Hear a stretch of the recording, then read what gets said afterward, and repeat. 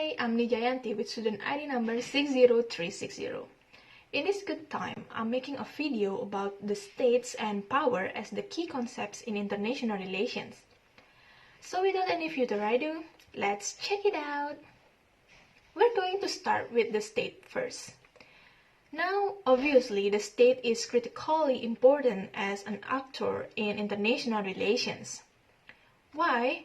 Well, first of all, many people argue that the state is the most important actors in international relations today.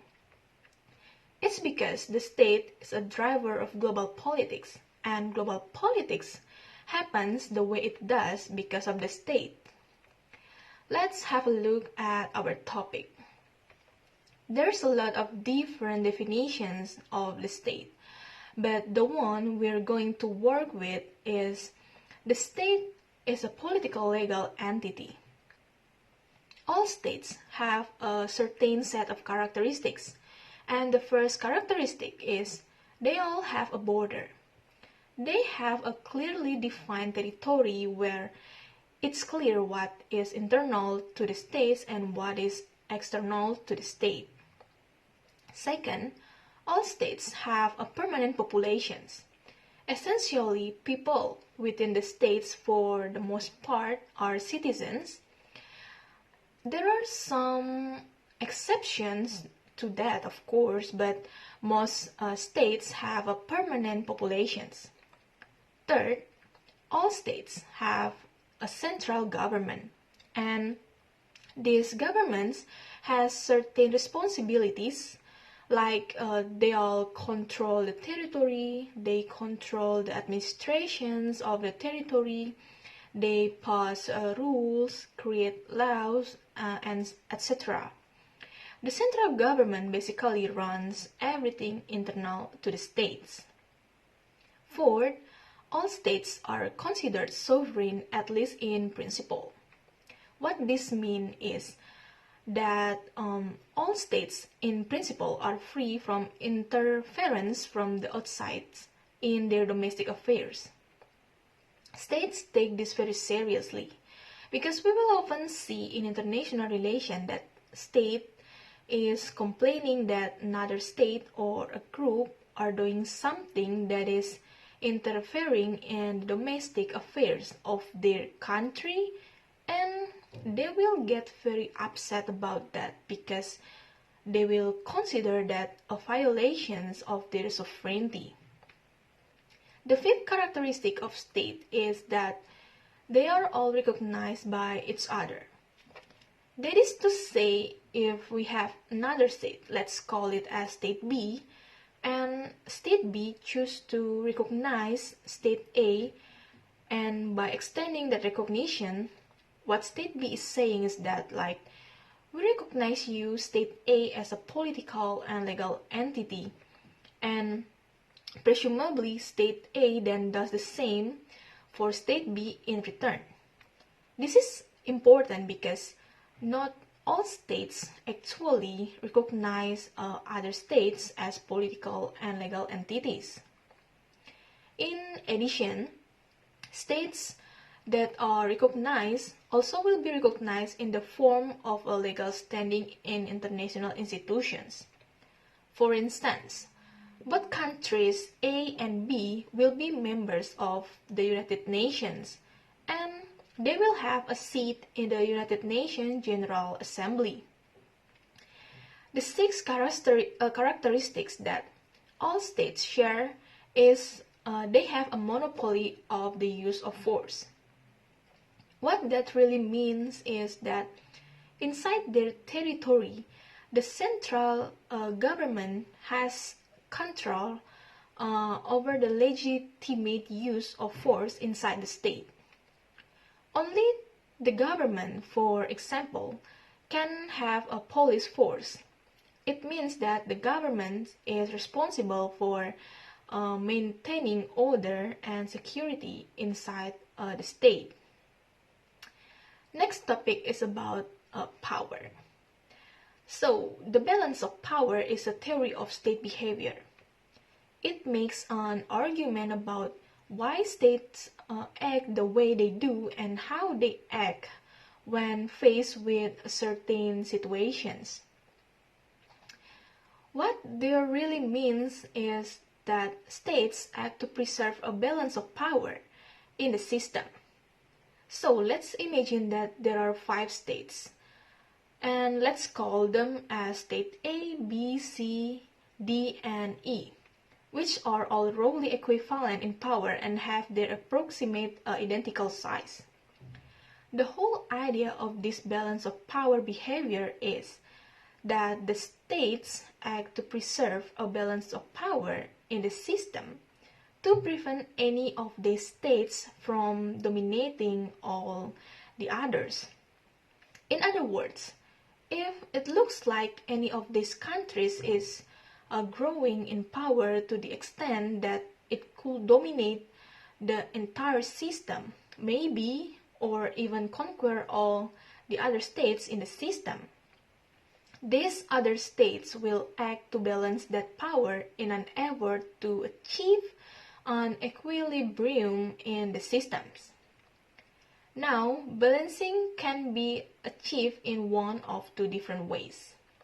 The first way, states can balance against a growing power by increasing their own power. So, for example, let's say state A, for whatever reason, experiences a growth in power. Perhaps a combination of economic and political reasons, and state A's power in the system is enhanced now. According to theory balance of power, these other states are going to be nervous about that, and they're not going to want to take measures to ensure that they balance against this growth in power by state A, because they don't want to see state A grow to the extent that is capable of dominating the systems, or maybe even conquering all the other states in the system. So they're going to be balancing in one of 2 different ways. The first way, of course, is by increasing their own power. So let's say state D. Look at state A, and the government of state D says, we see that state A has increased its power, and we want to balance that power to make sure that state A doesn't dominate the system.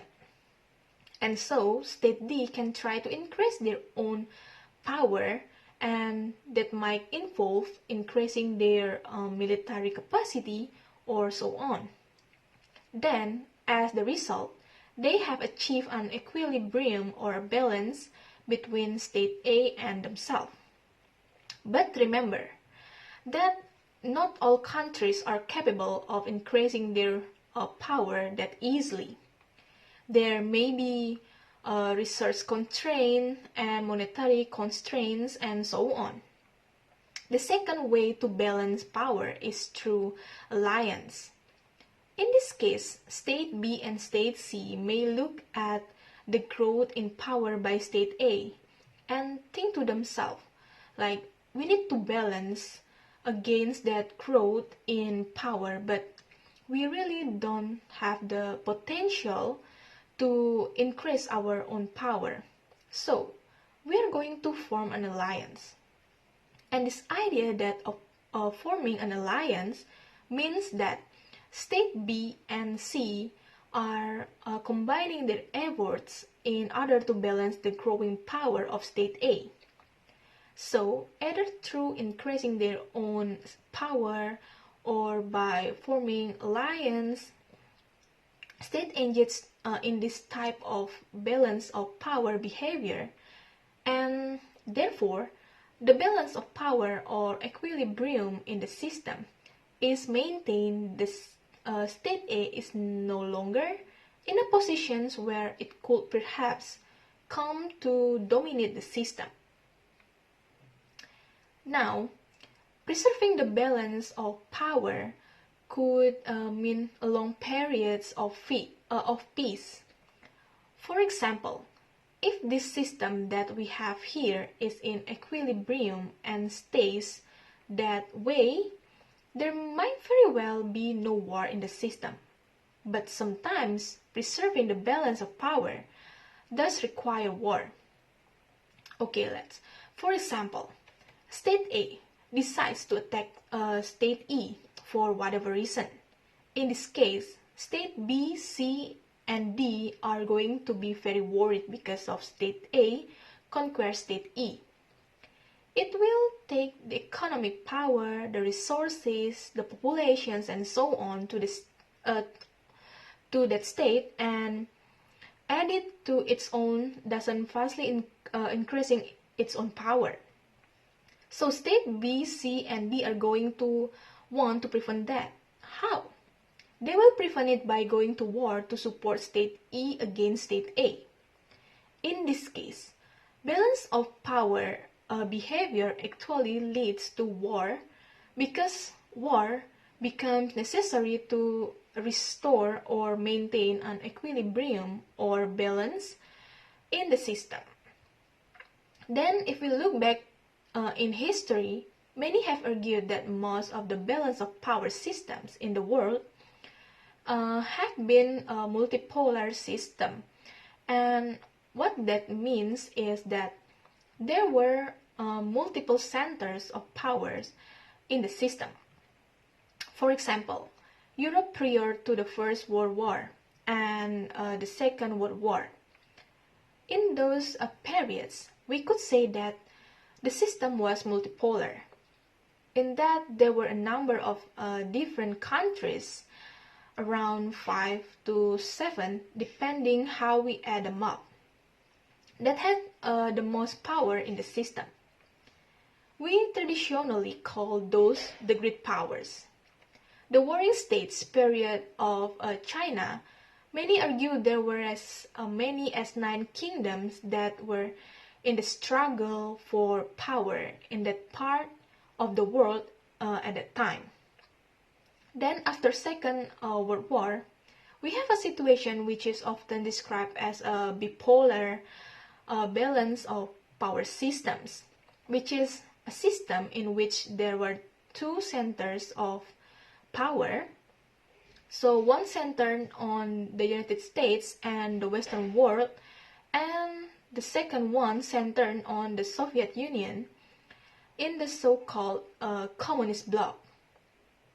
Then, after the Cold War, we have a situation that many describe as unipolar with one state, the United States acting as a hegemon. So that's all the material about state and power that I can share to you guys. I hope you like the video and see you on my next vlogs. Thank you and bye bye.